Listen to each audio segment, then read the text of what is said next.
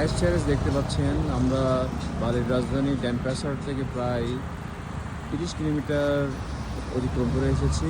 এটা এর উচ্চতা অনেক, প্রায় 1100 থেকে 1200 মিটার হবে সি লেভেল থেকে। সারা বছরই এখানে টেম্পারেচার খুব মাইল্ড থাকে, 15 থেকে 20 ডিগ্রি সেন্টিগ্রেডের মতো থাকে।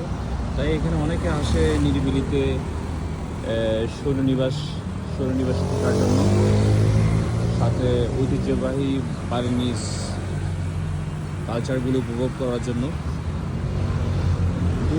অনেকটা দূরে সমতল ভূমির মতো দেখা যাচ্ছে, কিন্তু এখানে অনেক উঁচু, সম্ভবত আরও উঁচু হবে। আমরা সামনের দিকে এগাতে থাকলে আমাদের আজকের টার্গেট হচ্ছে উলানবাটর টেম্পল, যেটা একটা বালি ল্যান্ডমার্ক টেম্পল।